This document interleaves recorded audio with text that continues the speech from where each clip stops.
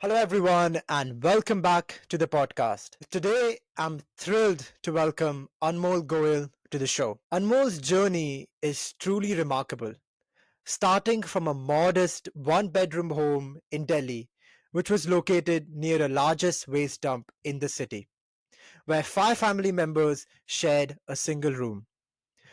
From those humble beginnings, he has risen to become an inspiring young entrepreneur and a venture capital expert. With a background in mathematics and economics and a diploma from Harvard, he has helped scale over 46 startups globally, with current clients generating over $28 million in annual recurring revenue. And he has even been featured in the New York Weekly 40 Under 40 2025.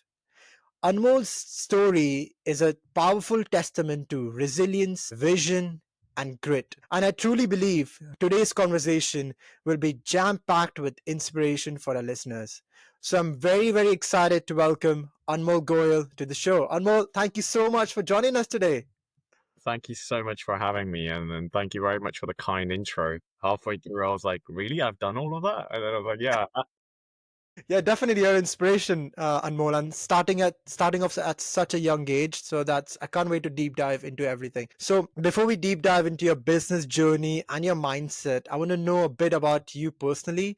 So do you mind sharing a little more insights about your personal life and your business, so our listeners can get to know you a little bit more? Yeah, absolutely. So I think, as you sort of mentioned, had a relatively humble start in Delhi near Janakpuri. I've heard a lot of people would know it there. And my parents worked tremendously hard, sort of getting us from a low middle class family to middle class family here in the UK, which I think is a massive, massive, difference in the two worlds. So I saw how much hard work, how much sacrifice it took there. So on my personal side, I always had that thought of, if I can just do a little bit for mum and dad, it'd make all the world's difference. And, coming from a middle class family, money was always a topic of concern, right? There'd always be discussions and talks regarding it. So, ever since I was 14, 15, I started working. I started by mowing lawns. I started by, working at the local accounts, just doing paperwork. I worked at Primark. I did accommodation tours at university. And then, when I turned 18 and had the availability, I started trading and started getting the local jobs around the area. I started my first startup when I was 18, which didn't go to plan. I can dig into that, but then the second one and so on and so forth, and started growing that, and eventually got to the point where I knew 2 cents about what I was doing, and then always was very dedicated on the professional side, and my initial thought of how to make money and how to sort of do well was it's actually a funny story, was an inspiration from Wolf of Wall Street, and I'd recommend it to everyone. But that was sort of the initial thought of, wow, I need to go into investment banking, and that's where all the money is. So at the age of 20, got into JP Morgan, realized it's nothing like the movies. It doesn't work like that. Especially, I was the COVID cohort. This was 2020, right? So decided to then pivot and go into wealth management. So went through the ranks of Marsh and Mercer under Marsh McLennan, looking at big risk Nice. insurance, and then pension funds and allocating large capital and risks across those pools. And during the same time, I decided, I should go into venture consulting. The reason was two-phased. One, I had been a founder and now I'd been a consultant and sat on the capital allocator side. So, I'd taken the three big chairs, which, you need to get a holistic view of, what it makes successful startup, right? And the second reason was I had a girlfriend at the time, so paying bills and having something on top was necessary. So jokes aside, decided to jump into that, realized I truly love it. And this is something what I want to pursue. And one thing led to another. Started with very small companies, working with founders, individual founders, two-man teams, three-man teams, and grew it from there. I think I remember my first advisory gig that I did. My first payout was $40 for the initial hour of consulting. Right, so I still remember that. I have that transaction screenshotted and saved in my phone. All right, this was August 2022. And from there, got the opportunity to work with a few angels, allocate their capitals, and as I gained experience and started delivering value, I started being invited out to speak and grew that into a venture studio. Started working with family offices, started getting bigger capital, got better understanding of the industry, and long and behold, last year we ended up investing and facilitating about 54 million. Off the back of that, I decided to launch my own fund this year, which again, happy to jump back into a bit more. And yeah, that's where things are. Amazing. Yeah, I can't wait to deep dive into your business journey as well. But I read one of your LinkedIn posts. You said when you were young, you were called as freak or people laughed at you. So I want to know, like, how did that affect you? And how did you start turning that perception around as well? Yeah. No, absolutely. Look, when you're trying to break away from the crowd, right, there's always going to be people pulling you down. And, the biggest reason for that is they hate to see, what you're doing, and it sometimes makes them realize that you are doing, what's truly meant for you, and this took them away from what they truly could have been. Right. So there's two stories of it. And first one was actually when I was at university and I was launching my, second startups. The first one had failed. It was a fintech company pretty much, building out signals and quant algorithms for smaller sort of hedge funds and trading funds to sort of do macro analysis. COVID came and I didn't have enough, one, didn't have enough resources, second, not enough knowledge in place to sort of sustain that. And then the second one was a prop tech company. And I remember sort of, just building it up and getting my first sort of check of 2 grand as a customer, and I needed to build a lot of momentum for it, and messaging like 300 people a day on Facebook to, get the next sort of clients and sell it to them. Pretty much in layman's term, what it did was it would look at gov.uk, which is the UK data set here, the government data set, and it would look at what the average price of a house, what the average price per square foot is in a certain postcode, and then it would look at your in UK we have Rightmove and Zoopla, but for American audience, Zillow, right? It would go onto these platforms and look at any houses which were 25 to 30% below market value in that particular postcode. So pretty much AI scraping before AI was there because I was a coder and did maths. And I was like to my friends or people whom I thought my friends were that, hey guys, I'm doing this. Can you just post this? Like, can you share it? Right? No cost to them, and they were like, I don't want to be associated with this. Right. So, you have those moments where, and at that time it was a moment of weakness, and you were like, I wonder why people are doing that to me. And then similar thing, when I got into work, when I initially sort of started doing the venture consulting thing, everyone was like, yeah, dude, go for it. Why not? And then I started doing well. And, people would, and I would often come into work and people would make remarks or say stuff that I was like, a true friend would never say that, right? And the funny thing is, the more attention you give to it, the worse it will get. The more people can see they're getting under your skin for whatever reason, right? Whether it makes them feel small about themselves, so they're trying to target you, or whatever sort of the case might be. I think my way of dealing with it was like I'll prove it with my actions, right? And to a certain extent, I did. The funny story, and you asked like how, I reacted to or whatever, and my reaction was one of them recently came up and asked for a job. So, tables do turn, right? And they ended up doing their degree and their whole shebang, and end up getting. Yeah. I don't want to say end up getting nowhere. That sounds a bit too cocky of me, and I don't like to perceive myself as that. But I think the person above, he's watching it.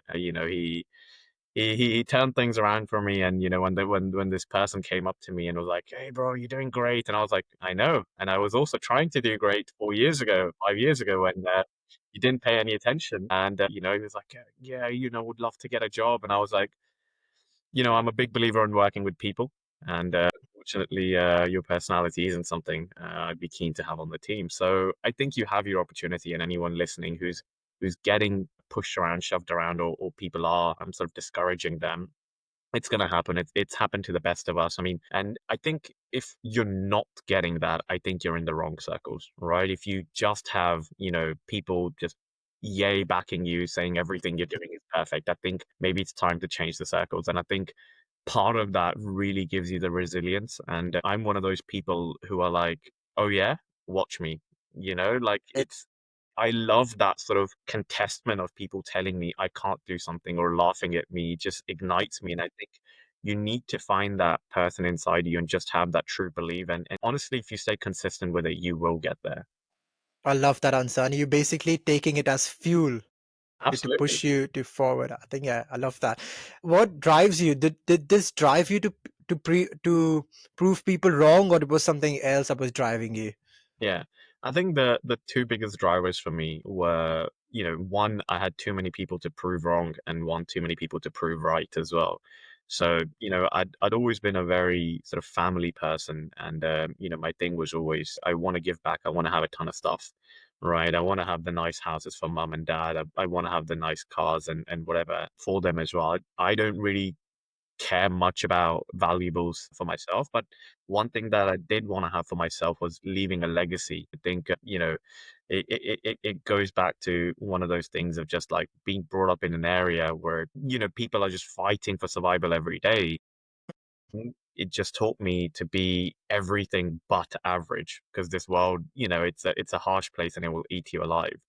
So I think, then going up from there and building, again, I don't think I have accomplished or I'm at the top or whatever, but I think I'm starting to get there. And now that, I'm getting some recognition for it, and some people are saying that like, you know, inspired by what you said, especially after doing my TED talk, right? A few people came up to me and mentioned that, and I was like, that's just even more of a reason to just continue pushing it because there's so many more Anmols or Siddhants out there who think and who have been told by the world it's not possible just because the area you come from or the way you look or whatever sort of the case might be. And I want to stand out there and say it doesn't matter. All right, you put in your work and you go all in and it will happen. And same on the other side, it's the fire burning from the people who said, "You'll never make it. You won't be able to do it. You're not good enough." Right? It's that ever burning desire of, "Fine, watch me, and I will do it, and I'm constantly trying to do it." Yeah, I think it's a good combination of both things. I'm fired up right now. And more. I, and you know what people say, oh, I'm struggling with motivation, or struggling with this, but there's motivation like everywhere. We just have to be self-aware of like seeing it as a motivation, taking it as Yeah. fuel. I love that. I think And just to also expand on that a little bit, I think not going to cuss on your show, but I think motivation is BS.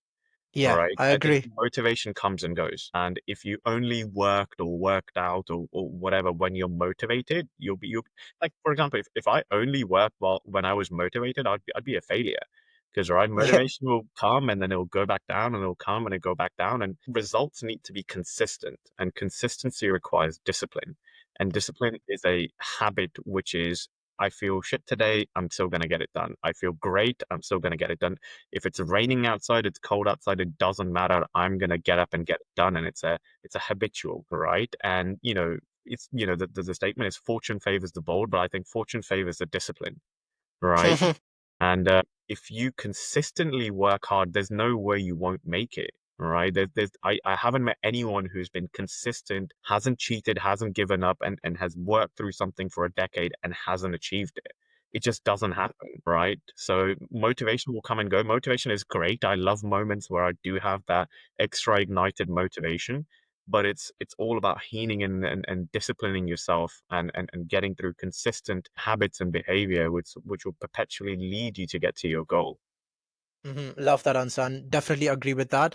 And you also mentioned like discipline and hard work. So I have a follow-up question because I did listen to your TEDx and you mentioned like you have a super strong work ethic. So my question is, how does a work ethic look like in terms of like what time you wake up, what time you studying or working till, and like what's the advice for the listeners? How can they develop a strong work ethic? Yeah. I think a lot of people will listen to this and they'll think psychopath, right? That's what I think. I mean, I'm not the big sort of work-life balance guy. I think there are times where you need balance in your life and you need to take a step back. But I think rather than in everyday life, it comes in phases. And right now, I'm young, I have energy, I have fuel, I don't have to worry about wife and kids. Again, I recognize I come from a very privileged place now that I don't have to worry about that. A lot of people, they might not be in the same position. So I take complete advantage of that and I'm full on. So yesterday I went to bed at about 3:45 in the morning, right? Because I was recording, I had to go to the gym, and then I woke up at about 8:50. So about 5 hours, 5 minutes. So that's my usual 5 hours, 5.5 hours. Sometimes I'll get very lucky and get 6 hours, right? And then on top of that, because I'm traveling to about 6, 7 countries a month, right? I'm doing about 10 to Mm. 12 flights a month. So it is very, very hectic, and I completely understand it is not healthy. Anyone who's about to say otherwise, I do recognize that. But for me, I also understand the opportunity which I have currently. Know if I just continue at this pace that I have been for the last sort of 8, 10 months, for another 10 to 12 months, I will be in a position where my kids' kids will never have to worry about money again. I've already, at the age of 24, got to the point where if I don't work for another 5 years, right, not even a single day, I'm fine, right? There's not many 24-year-olds old out there who can say that they're on their own 2 feet, they've done that. But five isn't enough. I want 500, right? And that takes a certain sacrifice. And I think life is always about sacrifice, right? Either you're sacrificing your youth for your future, or you're sacrificing your future for your youth. And it's up to you what sort of decision you want to make. If you want to, go party and go rest and get your 10 hours of sleep, and be, in that work life balance notion that people sort of say nowadays, fine, if that's what works for you. But don't expect greatness to come out of that. Greatness requires sacrifice. You're gonna have to give up sleep, you're gonna have to sacrifice seeing friends, and I do that.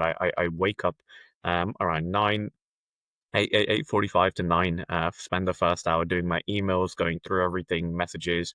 I'm pretty much on, if I'm in London, or if I am sort of somewhere sitting down, spend sort of most of my day up till sort of 6:30, so sort of the next 8 to 9 hours in the day just on meetings. I'll try and get through about 14 to 15 meetings throughout that. Um, I take one break for about 15 minutes to have lunch throughout the day. And right after that is when I'll try and do sort of deep work, and away from the meetings. And I'll try and go through the notes, the data, the follow ups, or whatever needs to go through. And then I'll head to the gym relatively late in the night after having dinner around 9. So around 10, 11 p.m. is when I'll go gym. And then I'll come back and then I'll do my last bit of, sort of deeper work where I'm just putting everything together. Maybe at those are times I also have some US calls. So a lot of the guys who are based on the LA, San Francisco side, they're 8 hours behind. So sometimes they're like, the only time they can do a call is afternoon their time, right? So 4 p.m. their time is midnight my time. Like I have a call that at that time today. I had one yesterday, right? So getting through that kind of stuff, working through that. But I do completely recognize it's not for everyone. And if it's not, that's fine. You have to find out what works for you. I'm of that brute mentality of just push it through no matter what, you'll get through it. It's not a recognizable sort of skill that everyone can attribute to. So if it doesn't work for you, maybe you need to, recognize how you can do it, work smarter, not just harder. But this is what has been working for me, and I'm going to continue that. Yeah, definitely agree. And do you like struggle with burnout then, or how do you cope up with that? Or do you have like days where you're just resting or recharging? How do you deal with that? Yeah. No, absolutely. Burnout is a big issue, and it has occurred to me a couple of times, right? So hence why I mentioned work-life balance comes in phases, not days. So there will be, sort of times where, I'm recognizing I'm overly tired and I won't be able to do it. So, I'll do sort of 2, 3 months of very hard, deep work where I'm just going all in. And then I'll try and take 2 or 3 days off, and just, spend time with family. Again, my days off is still working about 4, 5 hours a day. But, going from working 16, 17 hours days to 5 hour days, it's fine. Or I'll go, take an extra day off. For example, when I was in LA last month, we had a massive yacht event, family office event leading up to it. Very, very strenuous, but I decided I'm going to take extra day to go there. And all I did was just sit on the beach, the pier. I, traveled. I went to Gold's Gym, right? It's been my dream to sort of go where Yeah. Arnold and Sylvester used to train. I went to the Hollywood Boulevard, got some nice ice cream, went up to the observatory, and that was a great day off for me. right? And then the next day we were back in it. And then, I did sort of a similar thing when I was in Turkey, took 2 days off or just traveled around the city and then, met some cool people. So I think you need to recognize when it's coming. And I think also partly is recognize when you can push past it. I think I've gotten really good at understanding where my body's limits is and how to push it, right? That, if you always stay within your limits, you'll never grow. So sometimes I tell myself it's mental. And Yeah. actually realize that. So every now and I go to visit my mum once a month, and there's been a couple of times where I've been slightly ill when I've gone to see her. And I know every single time I've been there, right, I've felt a little bit more ill or a little bit more lazy. That's because I know if I'm ill at mum's house, she will comfort me. She will make the Yeah. food. She will say, "Don't worry about washing up. Like, I'll do the dishes." And she'll bring me the warm blanket. And even though I'm not too ill, it'll make me a little too relaxed and I'll feel more ill. Whereas if I'm at my apartment in London and I'm feeling a bit Yeah. ill, but I have meetings and I haven't had food, it's, well, tough. You get up, you do your meetings, you make your food, and even if you are ill or burnt out, well, you get stuff done. Sometimes I think it's the mental play of like, if you tell yourself you're tired, if you tell yourself you're just Hmm. completely burnt out, you will be, but I do recognize it's an important issue, and hence why I actually invested in a company, called Prescribe Life, where one of the things they look out for is recognizing burnout, right, and Hmm. how to sort of recognize that and take preventative steps and speak to coaches and speak to guys who have better understanding of it. So I sit on both sides of it, but I definitely you need to Yeah. understand, where the limits of your body are. And I think the only way to sometimes understand it is to go through that phase and realize, okay, this is where it stands, and I can afford to push it 1 or 2% above. Love that answer. And all the greats that we have, Michael Jordan, Kobe, or like Elon, all of them have one thing in common, that is strong work ethic. So definitely agree with that. Let's deep dive into your business journey now. So what inspired you to start your first business at such a young age? And you said you have a story about it when you started at 18. So tell us about that. Yeah. So I think, when I started going into university, and I think I was always very movie influenced, very sort of persona influenced. So I remember all the the Steve Jobs, the Zuckerbergs, all Mark Cubans, they all started their sort of companies in universities, right? So when I was going there, I was like, this is it, right? This is where I, make the breakthrough startup, and this is where things will sort of start.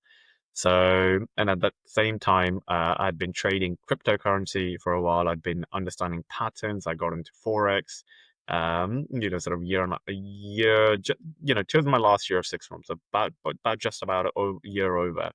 And understanding, how stochastic movements are, how daily moving averages works and other sort of indicators, right? And that was sort of the time I realized, okay, I'm doing well. Like with my little money, I think I started with about 126 pounds myself, and then took a £1,000 loan from my dad to sort of really kick this off, and I scaled it well, right? I scaled that. I think into about 6,000, right? Wow. So sitting at around 6x return in just shy of 4.5, 5 months. So, that was sort of one of those things where I was like, okay, I mean, now I look back to it and I go, what a fool. But, because the market was going up, momentum was going up, and, anyone can make money in the upside market. And obviously at that time, I didn't have that knowledge. So at that point, I was like, clearly I'm doing something great. So I need to share this with other people.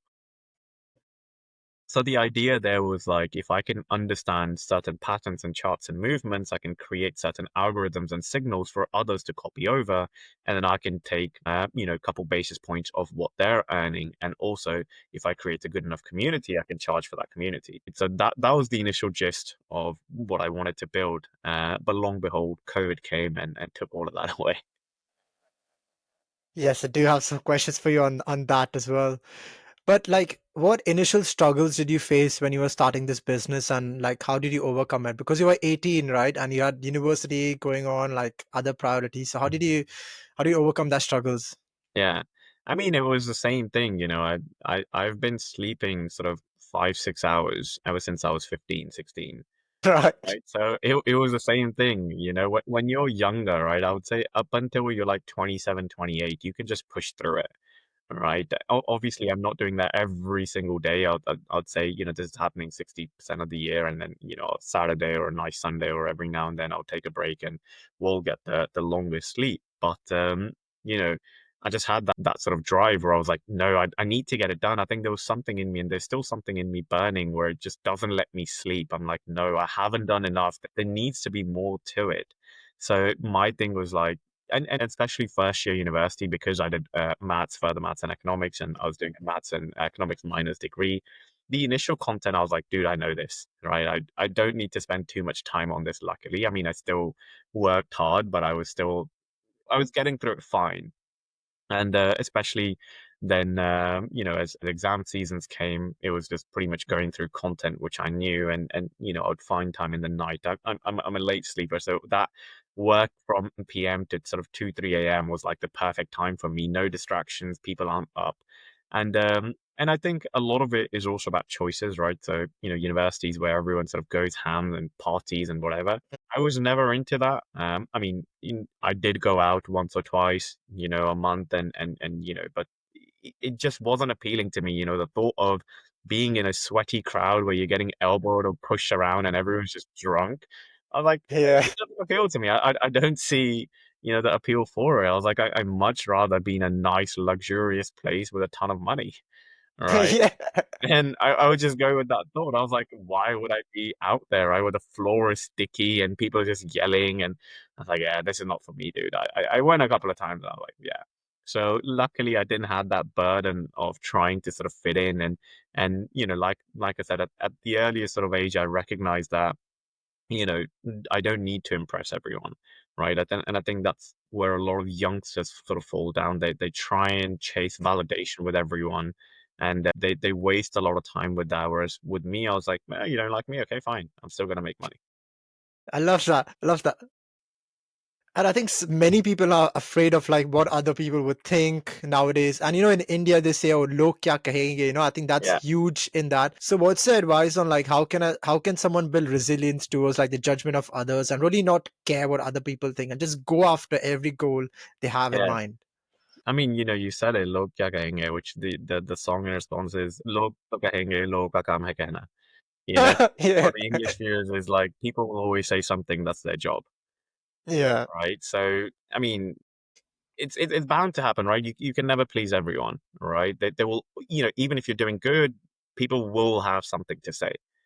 Or you just have to get to the point where you recognize, actually, that doesn't matter, right? Their views, their opinions, if they're not paying your bills, if they're not putting food on your table, if they're not putting clothes on your back, it doesn't matter. And yes, it might be detrimentally affecting you currently, but in 5 years' time, these people aren't even going to know where the hell you are, or vice versa, so right? true. There were so many people that I look back that had made comments, and I have no idea where in the hell they are, right? They just disappear.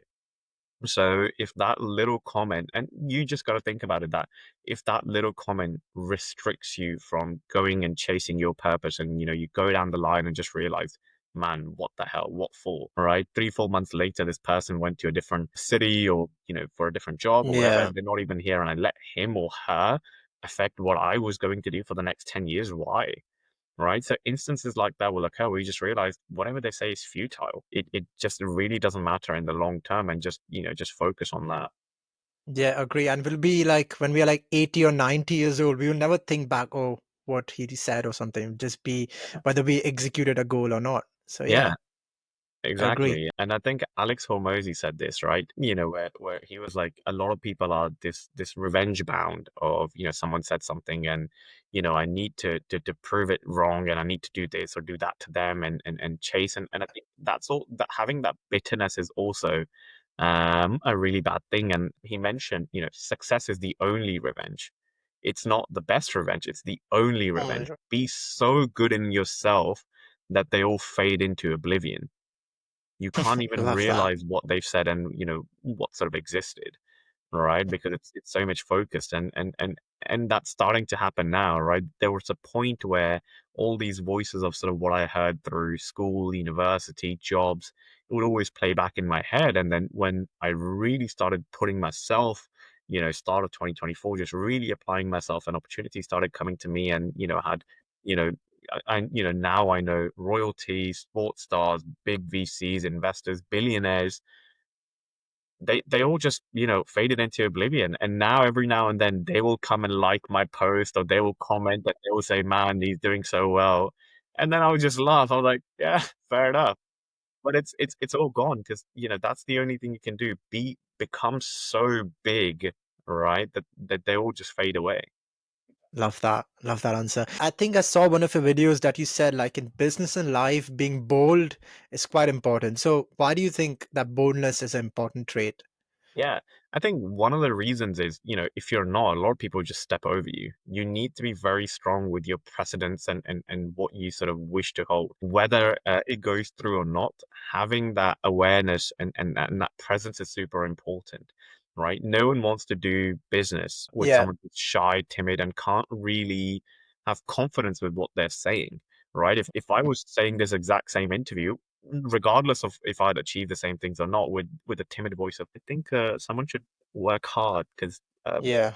you'd be like, dude, what is he saying? I mean, he He doesn't believe doesn't in believe in it himself. himself. Yeah. Exactly. Exactly. Right. So I think upholding that Yeah. character is super important. I think I go through imposter syndrome all the time, right? So there would be moments where I would sit in my room and go, me? Really? Like, what's going on? And that happened. When I closed sort of one of my largest deals of 128 million, right? And Wow. we closed part of a funding round of it.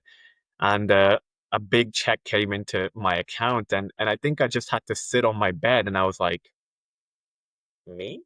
Right? And that was sort of, you know, and that will happen completely. It's happened now, and I'm sure it's going to happen in the future as well, as I grow and get more opportunities. But you can't let anyone see that when you talk, when you have your presence, it needs to be bold, it needs to be shining.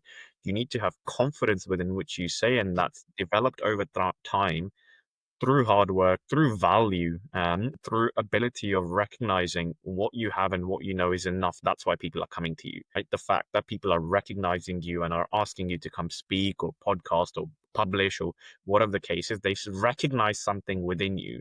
So you need to recognize that within yourself, whether it's fake it till you make it, right? Whether it's chanting affirmations in the mirror, whatever it takes to sort of get it done, Yeah. get it done.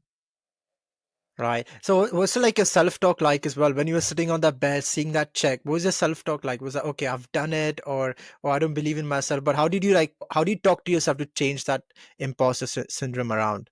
Yeah, I mean, for me, it took a moment, and it was the realization that all these people, especially on the work side, which told me that I couldn't do it, I won't be able to do it.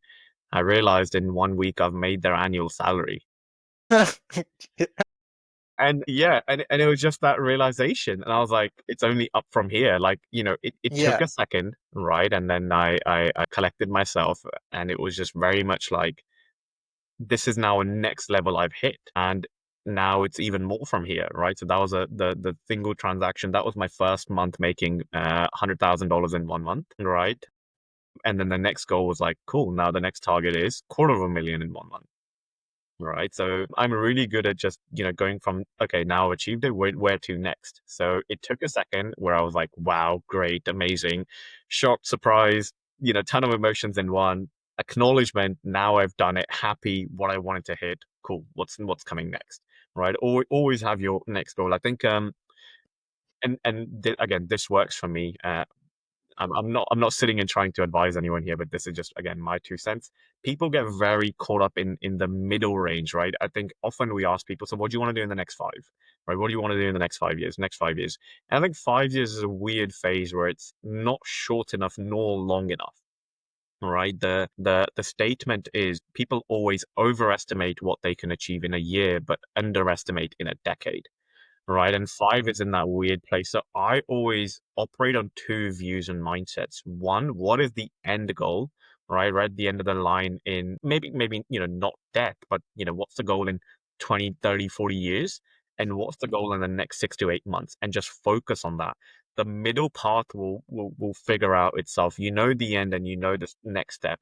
people always sort of focus on this 3, 4, 5, 6 year plan, and then they just forget what the hell is right ahead of them, right? So you focus on your next step and just remember where the big picture lies. And every now and then, as you're progressing forward, just look up and see, okay, has that goal moved? If to, where? The middle will figure itself out, right? The middle Yeah, will always come. The day after tomorrow is there, but before that is tomorrow. So just focus on that. I love that framework, having 6 months and then the long term as well. And just a quick reminder for our listeners as well. So, from the humble beginnings where Anmol started and now where we are, don't forget that and keep that in mind as an inspiration. So, probably people have just forgotten, like, now where you started.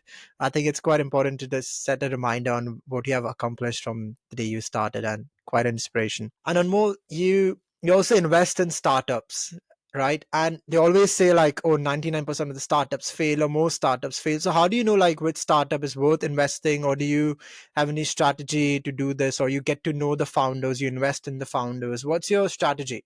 Yeah.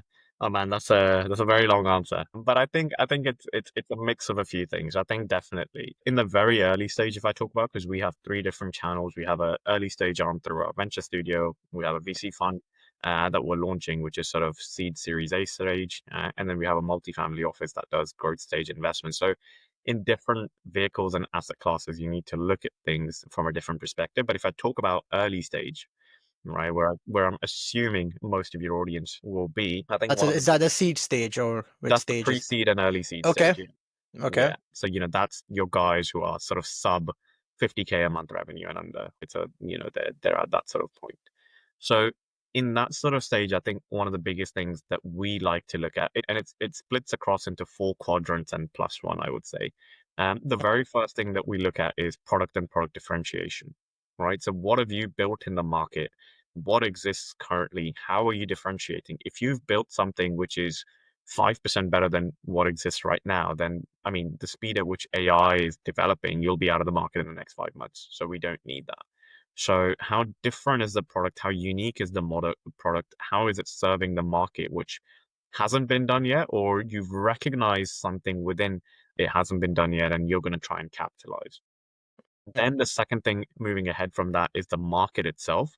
So how big is the market opportunity? We like looking at stuff where the TAM is at least 10 billion and above. The TAM is your total attainable market, right? So how big is that TAM? How big is that opportunity? Because ultimately in the next 5 years, we'll expect you to try and attain 0.5 to 1% of that market. Is that feasible? If the market is too small, it's not, or the market is declining, it's not going to be feasible.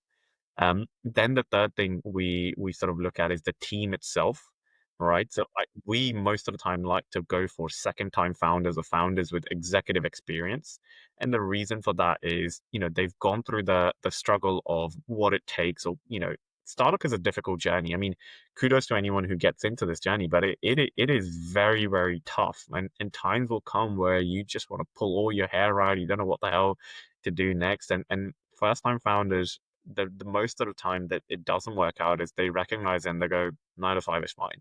So that's why we would prefer the second time founders, or founders who've been in the executive role and they really know what they're doing. And adding on to that part as well, their team of advisors. So, whom have they been able to bring on so far? What does it take, right? Because the very first few guys that are going to come on board may not be investors directly, but these advisors, they will be guys who are VPs and directors at FANG and big institutions. So if they're buying into your company, why are they, right? What are they seeing? And also part of the founders, I like gritty founders who have made the most out of the penny. I don't like founders who are got a great idea, now give me a million. I think a lot of Silicon Valley guys are now doing that, and a lot of guys in Europe are like, Europe needs to have more risk taking mentality. Fine, I agree, but there's also risk taking mentality, and there's also just sluggish behavior. So I don't believe in that. Validate for me what you're building. Put some of your own money into it. All right, startup is all about risk. So if you're not taking the risk yourself, you can't expect the investor to take that risk, right? And then the final quadrant of what we look at is sort of other investors who are coming on board and analyzing the opportunity. And have you identified a clear go-to-market of how you want us to add value, right? So the best founders, will be the very drivers. So as investors, we don't want to take over. right? We want to be the supporting, guiding hand. So one, if you're able to pull in strong investors, that shows, you know what you're talking about, and there's big interest. And second thing of clear go-to-market identification and breakdown of how you want to spend the money also shows that as well, right? What a lot of founders will say, okay, I need 1 million. Well, why do you need 1 million? Well, development might take 500,000. Why? What's the breakdown? What's the cost of your UI? Oh, I need some for HR. Who are you hiring? How much are you going to spend on it? I need to understand that you understand these basics. And all of this, what I've said is none of this is rocket science. This is just all the very basic thing from team to product to market to analysis and investors. The best of the best founders, they keep the basic things at front, at bay, and they do that the best, right? And if you're able to do that, you'll be successful as a founder. And Wow, that's love. ultimately what we look at. Yeah, clearly explain, and I understood as well, like how you explain in terms of the quadrant. Makes sense. And I want to know a bit more about your TEDx talk. And I loved it, like you said, and I would put it on the show notes as well for our listeners to listen because it's quite inspirational. I have some questions just on that TEDx itself. So you said, like in your TEDx, a ship doesn't sink unless the water gets inside. So my question is, how do you cultivate like an inner strength so that no external challenges break you, or how do you like develop the strong self belief? Yeah. I think, by the way, great question. And I think the only way to go through it, and I guess this is again for me, the only way I went ahead and did it was going through challenges, right? Calm waters don't make strong sailors. You Yeah, have to go through the ruffles and ripples in order to get that strength, right? If you're praying for strength, get ready for challenges because they will come. And that thing of mindset comes from going through and putting myself in uncomfortable situations where I know I'm not going to enjoy it, but I know if I just persevere, there's light at the end of the tunnel. So for me, from a very young age, it was just putting myself, or I guess partly being in those tough surroundings, right? And this is what they call the hero's dilemma, right? Where and if you don't know what I'm talking about, then they say that the hero and the villain, they both have the exact same journey, in the sense that the hero said, "The world hurt me, so now I'm going to protect it," and the villain says, "The world hurt me, and now I'm going to hurt them back." So it's a very small shift in your mind where you make a decision of, it's gonna happen and it's gonna make me better and I'm gonna go through with it. And I think the more you start to realize that's the only way out of it, yes, you can take the easy options. Yes, you can go into drugs and OnlyFans and whatever. There's a lot of bad things happening, right? And that's your easy way out. But ultimately, in the end, it's not going to fulfill you. And the earlier that you realize that and you acknowledge that, open your eyes to the world and see what's going on, the easier you'll go. It's going to be challenging, but I know in the end it's going to be worth it. definitely. And you did mention a lot of challenges that you went through. So, for example, the COVID period hit you hard, and you said your study abroad was cancelled. You had to break up with your girlfriend, and you had 30 pounds left in your fund account, and you also missed your powerlifting competition. So, tell us about that experience and how did you push through that? Yeah.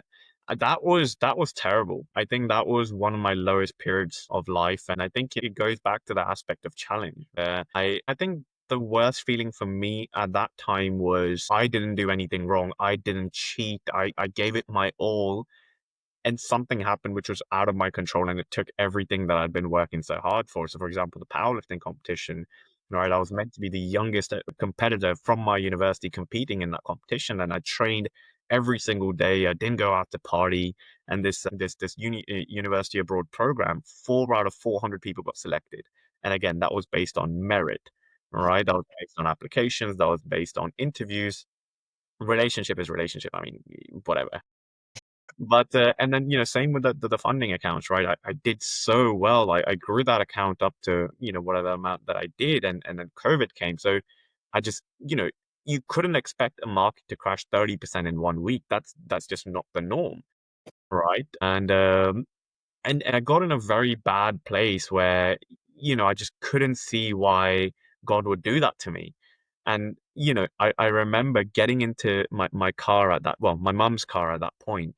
She wasn't home, and just feeling numbness, right? A sense of hopelessness of I gave it my all, I gave it everything, and then everything got taken away in such a, you know, snap of a moment, and I couldn't do anything. It's like the ground from my feet was just taken away, right? And I was just so numb, and I'm just backing out of this driveway. I didn't know what the hell I was actually doing at that time. I think I just wanted to, go 200 miles an hour and just do something stupid, right? As I was backing out of the driveway at that point, I remember again, just in the state of pure numbness, someone from behind me just honked like really loudly because I just wasn't even paying attention to the road, and it stunned me and it almost just woke me up, right? And sometimes this is life's way of telling you that it's not your time yet. Like go get back, like go back to it. And once that happened, and I jolted back into awakening, I parked the car back because I couldn't go through with it anymore. And I just went up in my room, and there used to be a poster, which I mentioned in my TED talk, and it said, "The larger the dragon, the greater the tail." Right? Which in the sense it means that the bigger accomplishment, the bigger the accomplishment you want to have, the bigger the story you want to tell, the larger the dragon you're gonna have to slay. Right, and it still gives me goosebumps to this point. I mean, I don't know if you can see it, but it sort of comes here, and it was just that moment of realization of like, I might be down, but I'm not out yet. Not yet. It was just a sudden realization that if this is truly everything that I wanted, how can I just give up on it? I asked for something big, fine, it didn't come, but how am I just ready to give up yet? And it was just a moment shift where it was like, not yet. Like there's been too much said and done, and I'm not gonna rule that out already. It's not gonna happen. And it was just an immediate switch in the mind where I threw everything out and I was like, go again. Go again just one more time. And I think that's ultimately sometimes all we really need, where life will show you, right? That moment of that headlights, that person just behind that honk. I think that was the world's message. And I could have taken it either way. I could have just gone, fine, whatever, park the car and just be in perpetual state of depression.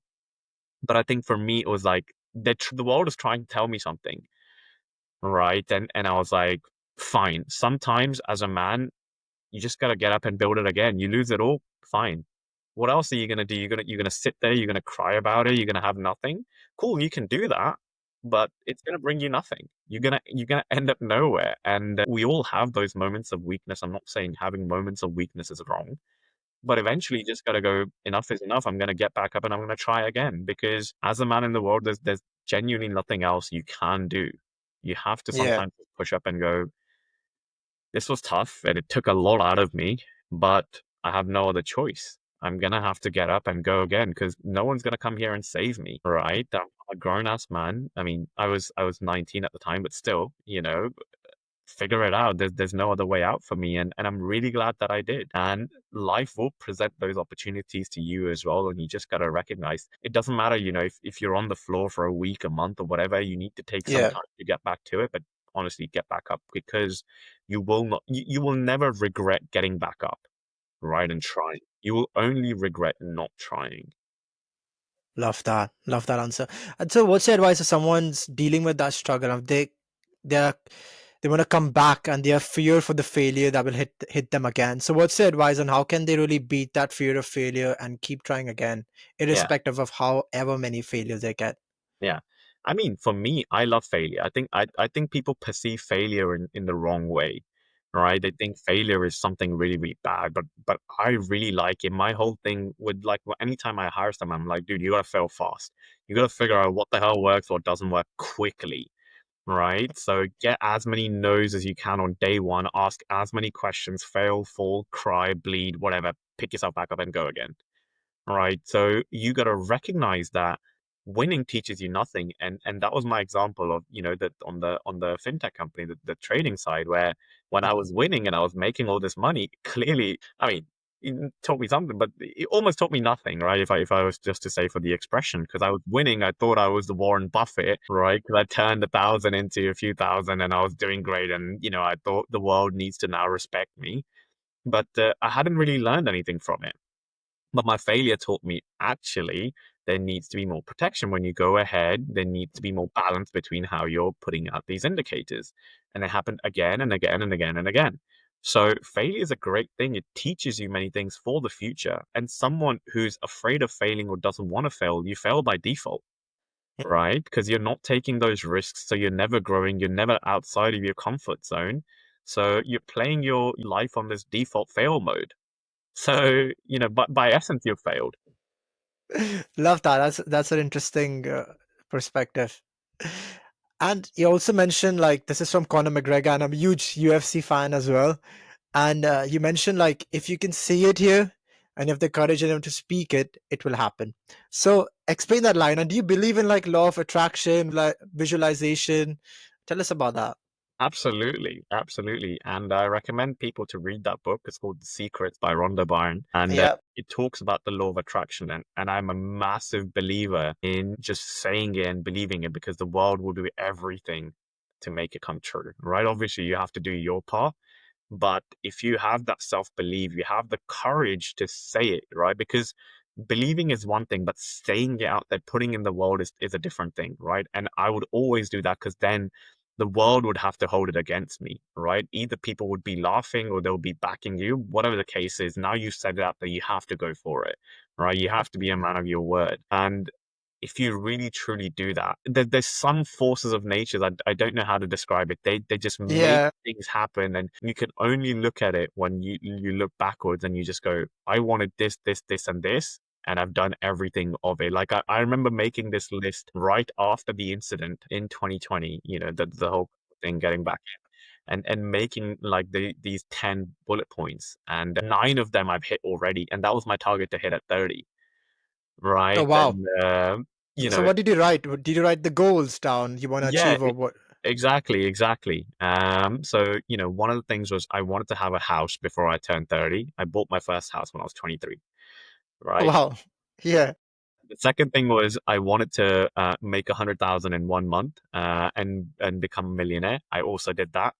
The fourth thing Nice. was to buy my mum and dad a car. I ended up buying my dad a car. Right. Another thing was take my mum and dad out on a holiday, right? So I took my dad and myself and my brother out to Turkey, took my mum and my brother out to Italy. I did that as well. The next thing was, finish top of my class at university, which I ended up doing, got a valedictorian, Yeah. graduated out of that. The next thing was, travel more than 20 plus countries. I ended up doing that Done as that well. as well. All right, and I think there were two more things. I can't remember what the next couple were. The only thing I didn't do was I wanted to be 100 kgs and deadlift 300 kilos. So as I was sort of getting more and more into business, the weightlifting and the powerlifting side slightly slipped away. But everything else, I remember just finding the list maybe 2 or 3 months ago, and I just going, huh, I've I've done it. Right, and it's the power of just speaking out there, putting it out there. I'm a big believer, man, 100%. And that and 48 Laws of Power. Those two books, great. Robert Greene. Yeah, This is yeah, not the exactly. 48 laws of power, but yeah, I would ask him more questions on that. So I think one of the goals might be, if I'm not mistaken, was TEDx, because I think you did speak TEDx as well. Yeah, there we go. There TEDx, we go. because I read Yeah, your LinkedIn post, I think, when I was yeah, researching about you. Yeah. And so how do you do it? So once you write it down, do you like keep reading it every day in the morning? Because some of the books say, or if you read it in the morning. So how do you like, or do you just write it down, forget about it, or what's the process like? yeah. I think it depends. So for this list, I wrote it down. I maybe looked at it a couple of times, but I put it out there. Because again, like I sort of said, this is what you want to do later on, right? These were the goals that, 18, 19-year-old me wrote to achieve 11, 12 years in the future, right? So it was that longer distance. If you keep looking at something which is really far away, right? I mean, I obviously ended up doing it in the medium term, but that's the magic of it. Right. I have to focus on what tomorrow is going to hold. So you have your goal. For me, what works best for me is view it every now and then. Right. So maybe every 6 months to a year. Right. And see where you're holding up. Because sometimes goals will just need to change. Right. You might think I need to do this, this, and this. And you just go, actually, I don't need to. Right. I think one of the things was like get, 4 promotions in or something like that. And I was like, actually, that's not relevant to me anymore. I don't work corporate. Right. I was big on like corporate and scale and whatever. So for me, it's not constantly looking at it. There is one piece of paper that every time I go back home, I look at it. My home, Birmingham. Or every now and then, I'll say, and that's this piece of paper which I wrote when I was 15, and that was sort of the first instance of really someone pushing me and telling me I'm not going to be anything. And I wrote on this piece of paper that I will be the first ever trillionaire in the world. Right. And Yeah, and your goals are all like massively huge. I think that's one another key takeaway as well. but why not? Yeah, As definitely. humans, we get one life. If it's not gonna be the biggest and the baddest and the best, then what am I here for? All right, Yeah. I'm not here wishing, okay, I want to make $5,000. Like, it doesn't matter. Yeah. If your goals don't scare you and scare people around you, then they're not big enough, and you need to think bigger. And the reason for that is, even if you miss, even if you don't end up hitting that multi-milestone goal, you'll still be in a league, in a realm where it's way beyond and above others. And even if Mhm. I don't end up hitting the trillion, I know I will still be a billionaire. I know that, Yeah, that's which a is good way to nothing to put it. laugh Yeah. about, right? It's Yeah. one of those things. So you have to really go for something that's going to push you, that's going to scare you, that's going to keep you up at night. That's where excitement comes in, and a lot of people, they misconstrue that to anxiety. I'm like, don't look at it, don't think about it as anxiety, right? So I used to compete a lot, so I did a lot of sports, and people were like, "Do you not get anxious before matches?" And I was like, "Anxious? No, this is excitement. This is your enigma I'm getting from it." Don't And again, it's all about Perspective mindset again. shift. Yeah. Yeah. I'm getting to do this. I'm here and I'm gonna do it, right? Because anxiety will make you sort of shrivel in and close yourself off. But if you thought about it from a point of excitement and Mm. opportunity, you're gonna be so much more of yourself. Love that. So, what's your advice for someone who wants to start with law of attraction, or maybe they are not getting any results with law of attraction? So, what's the advice for them? Do you recommend like start with like just writing down two goals that you want to achieve, like big goals, long term, or also write down like short 6 months goals? What's the advice for that? Yeah. I This mean, look, this is fascinating, right? And more like yeah. yeah. No, Go on. absolutely, absolutely. I mean, look, r- writing it, saying it, speaking it, putting it out there on your social, whatever the case is, great.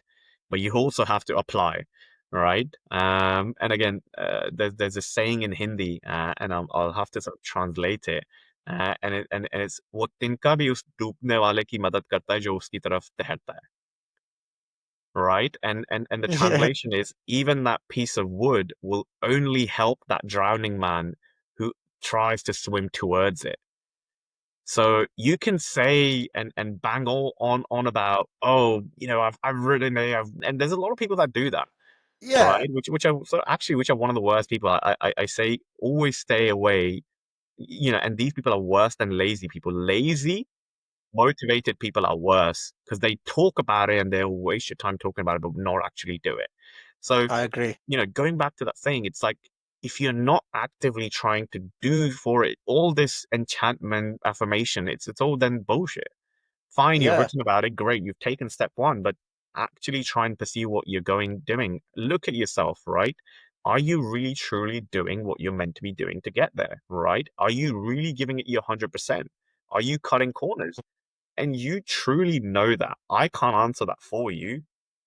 Only you can, right? I can answer it for myself, and I know what's the truth, and you know what's the truth, right? So if you know, I think you just need to sit in the mirror and have an honest conversation with yourself of like, how badly do you want something? And if you want it bad enough, you'll do what it takes to make it happen. And I said this in my TED and a few other interviews, right? That I got asked, where it was, there was a phase in my life where I worked, almost 21 hours a day for about six, Wow.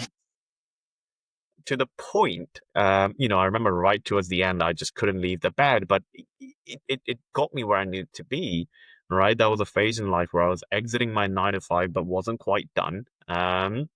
So, I would wake up at 8 a.m. I would head for my 9 to 5. I'd come back at around 6 p.m. And then I was doing my diploma at Harvard at that time. So, at that time I had to sort of go and, do the online classes at about 6 p.m. And those would finish around 10 p.m. And then Wow. at 10 p.m., I would eat, I would sort of take rest of the stuff together. And then because I'd started the business and I was serving mainly US clients to begin with, the only time I would have was in the night. So from, 10:30, 11 p.m. to about 3, 4 a.m. in the morning, I'd be doing all the emails, cold outreach, report making, data, deliverables, calls, and I would end up going to bed around 4, 4:30 and would wake back up around 8. And that's what it took, right? So you need to understand that affirmations and paperwork and listening Yeah, and talking about is great, but applicability is what's going to, make you win. And if you don't apply yourself, all of this that you are talking about it and having a yeah. nice, book collection or, charms or whatever, they're not going to result in anything. Hmm. No, definitely agree. And it's not just gonna work if you're just sitting down on a couch and just visualizing.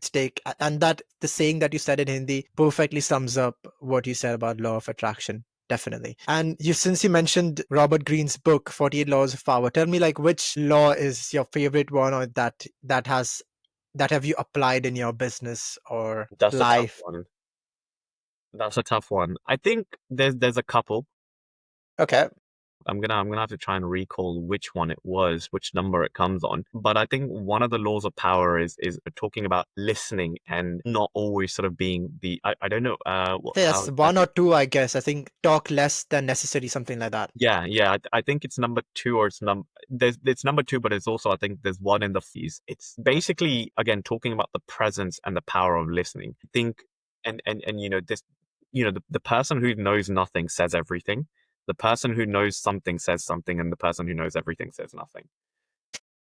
Right? Because you need to be able to, in order to make a decisive decision, you need all the information in the room, right? You need to be able to absorb, you need to sit, you need to think. And if you're constantly talking, how are you doing that? Because you're just seeing that from one perspective. So I think, often people go in that belief that if I want, and again, people misunderstand that from my statement of being bold. Statement of being bold isn't all about just talking and being big. It's also about listening and having the presence and knowing when to talk rather than just opening your mouth and blabbering. There's a lot of those people out there. And trust me, if you become that, people will kick you out immediately. Because the people who are at the top, they recognize that. Right? I've been in rooms with multi-billionaires who I didn't realize were multi-billionaires right at the end, where they said something and I was like, hold on a minute, right? There's no way that and that goes together where you're someone really, really accomplished. Right? And their best quality is they will just sit and listen and listen and listen, right? And then they'll say, "Oh, actually, I need to participate or I don't." And they're fine with that. So I think definitely try to listen. Most of the time, the world will tell you, the client will tell you, what it needs, right? Just ask the right questions, be inquisitive. So and this applied to me very early on, where the reason I grew really fast was I just listened to what the customers were saying. They were saying that I've tried this and this. Okay, well, what else have you done? Well, I've also gone for this. Why hasn't it worked? Well, I think it's because of this. And just sitting there and listening, rather than what people try and do in business is just from day one. Well, I can do this, and I've also done this, and I've also and they just haven't even asked the consumer what the problem is. Why hasn't something worked? Right? And what else have you tried? And what have you been doing? And what do you think will work? Right? What do you like to do? What do Yeah. you think you can do? And sitting and just understanding that. So I think that was a really big one for me. Amazing. I think also it boils down to what questions we ask as well. Makes sense. And this is same. My podcast is about asking questions. I don't share that much knowledge, but it's asking questions so that we can learn from the guests, definitely. So I have a last question from you. Since you mentioned that you speak to like billionaires, a lot of successful people. So what interpersonal skills stands out in the most successful people you have met? Mhm. Probably the most interpersonal things is they are great at one, understanding what needs to be done, right? In the sense that when you're at larger conferences, you will hear a lot of information, right? And there's a lot of fluff around what is important. The really, really people at the top, they understand what are the key points and what needs to be done straight away, and they take action right away. Right. So I met a sheikh, and he's part of the royal family in Abu Wow. Dhabi. Right. And we're talking about something, I can't reveal exactly what, but it's a project and, certain things needed to be done. And he said, give me a number. Right. We'll sort something out. right? And I gave him the number, and by the time I was walking away, going back into the hall and sitting down, he had already pinged his PA. His PA had already sent out an invite, and on that invite it said what the next steps for this needs to be. Oh, wow. And that was maybe in the matter of 80 seconds, 90 seconds, right? Whilst we were talking, he took my number, he texted his PA something, he dropped a voice note. And by the time I got back to my seat, I knew exactly, and I was like, whoa. So the speed at which they work and their ability to just pick up key information and sort, gold from shit covered in gold is so, so good. I think that's a really big one. And then the second one is you have to be, I mean, not necessarily liked, but they're very good with their people skills. They're natural born salesmen, they're natural born sort of charismatic people, right? And this I saw massively in the corporate structure, where there are people who are really gifted at what they do, but they're not gifted on the people side. And business is all about people. You can be the best at what you do, but if people think you're an asshole, you'll always be stuck at somewhat of a ceiling. That's why when most of the corporates, the people who are at the top, the reason they're easier to speak to than middle management is because that middle management has that ego place, right? And anyone who's risen above the top, the only reason they're there because not because they're obviously their own merit, but people around them also like them. And if they didn't, they wouldn't be there. So I think that's a big thing. They're very charismatic character and they just know how to sell and they just know how to get things done. So I think those two things are the biggest things that I've seen in guys who are, super doing super, super well. Love that answer. And sense of urgency is really important, like in business and in corporate as well. Definitely. I really enjoyed talking to you, Anmol. It's been a amazing 1 hour. I feel like I'm fired up to like go after every goal of mine now. Love it. And for our listeners, I'll link Anmol's all social media handles in the show notes and also his TEDx that I highly recommend you guys to listen to because I've listened to it like 3, 4 times already in the preparation for this and I really enjoyed it. Yes, and make sure you comment below what's your key takeaway from this episode. And Anmol, thank you so much once again. It's been a real honor and pleasure to talk to you this evening. Thank you very much. It's been a pleasure being here, and I hope someone has got some value out of this. And don't hesitate to reach out to me if you have any questions. Yeah, 100%. Thank you once again. Thank you, everyone. Thank Thank you. you.